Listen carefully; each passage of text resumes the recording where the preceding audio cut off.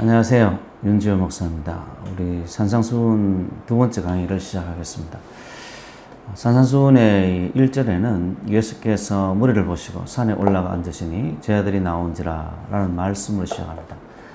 우리가 잘 알듯이 마태복음은 구약이 많이 인용된 것으로 유명합니다. 그리고 특히 이제 예수님의 왕되심에 대해서 강조한 복음서죠. 그래서 이 마태복음을 유대인을 대상으로 쓰여진 책으로 많이들 봅니다.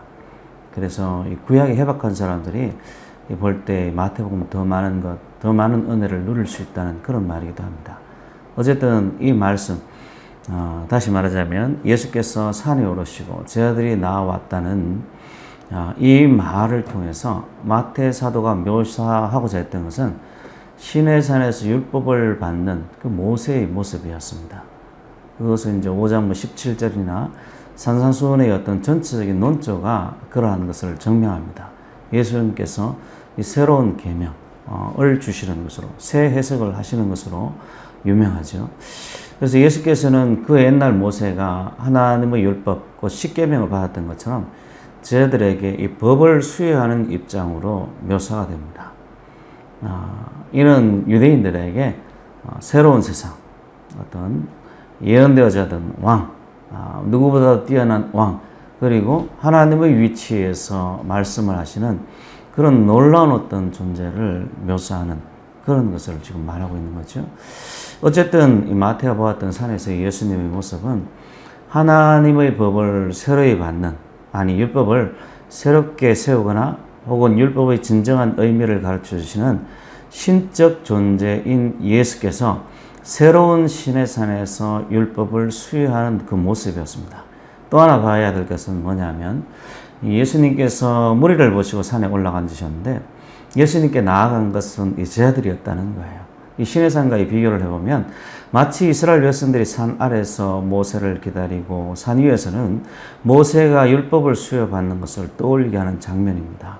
모세가 40일 동안 금식하면서 하나님 앞에 십계명을 받을 때 이스라엘 백성들이 산 아래에서 모세를 기다렸던 것처럼 마치 그 모습을 그대로 떠올리게 하는, 그래서 무리를 보시고 산에 올라 앉으셨는데 예수님에게 나아가는 사람들은 무리가 아니고 바로 이 제자들이었어요.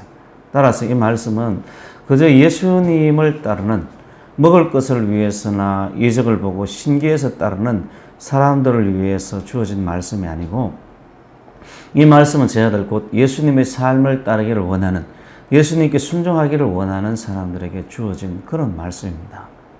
그리고 이 사람들이 이 예수님께 순종하고자 하는 사람들, 다시 말하자면 제자죠. 이 제자들이 예수님께 받은 이 말씀을 무리들에게 전파할 의무 그리고 권리가 함께 부어주어져 있다고 그렇게 봐야 됩니다. 모세가 십계명을 받고 그 십계명을 가지고 시내산에서 내려와서 이스라엘 백성들에게 전파한 것처럼 이 산상수훈의 의미를 아는 사람들, 산상수훈의 말씀을 받은 이 사람들이 예수님께 나와서 이 말씀을 받아가지고 또 다른 사람들, 이 무리들에게 전파할 의무가 있다고 봐야 되겠죠. 셋째로 봐야 될 것은 이 제자들이 나와왔다는 구절이에요. 제자들은 예수님께서 말씀을 들으려고 나왔어요. 이것은 이들의 섬김, 곧 순종하고자 하는 자발적인 자세를 보여줍니다. 말씀하시는 것은 예수님이지만 제자들도 이 말씀을 들으려고 나온 거예요. 우리 밭에 대한 어떤 씨 뿌리는 자의 비유에 나오는 것처럼 천국 비유의 첫 번째 비유죠. 길가에 뿌려진 씨앗, 그리고 돌짝밭에 뿌려진 씨앗, 가시덤불에 뿌려진 씨앗, 마지막으로 좋은 땅에 뿌려진 씨앗처럼 착하고 좋은 말씀으로 이 말씀을 들으려고, 착하고 좋은 마음으로 이 말씀을 들으려고 예수님께 지금 나온 거예요. 이런 사람들에게 이 산상수훈의 말씀이 들려진 겁니다. 2절에도 우리가 입을 열어서 가르쳐 이르시되 라는 이 말씀처럼 마치 시내산에서 하나님께서 말씀하시는 것처럼, 하나님께서 모세나 이스라엘 백성들에게 말씀하시는 것처럼 예수님께서 제자들에게 말씀하시는 거예요. 입을 열어서 말씀하시는, 계시를 들려주는 그 장면을 그대로 보여줍니다. 그래서 이 말씀은 새로운 유해, 이스라엘 백성들이 생각하지 못했던 유대인들이 생각하지 못했던 새로운 여였던 하나님, 그 모습을, 왕된 하나님의 그 모습을 그대로 지금 보여주는 거죠.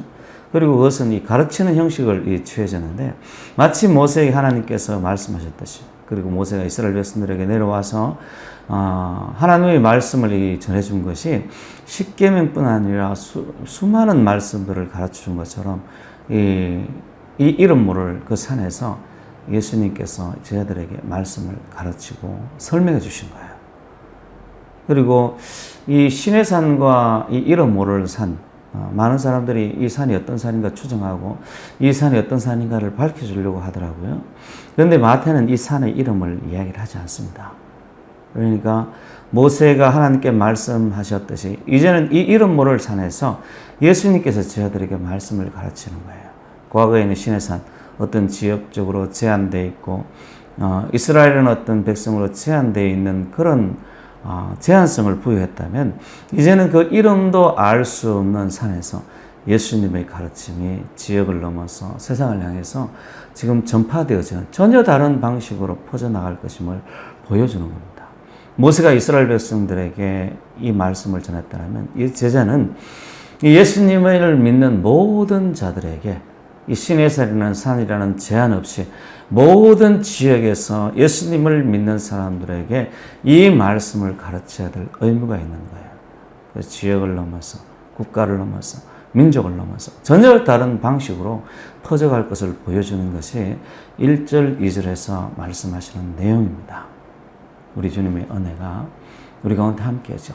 정말 주님의 말씀이 땅끝까지 우리를 통해서 전파되어지길 원합니다. 하나님께서 여러분들에게 한없는 사랑과 은총을 내려주시기를 원하며 이만 마치겠습니다. 안녕히 계십시오.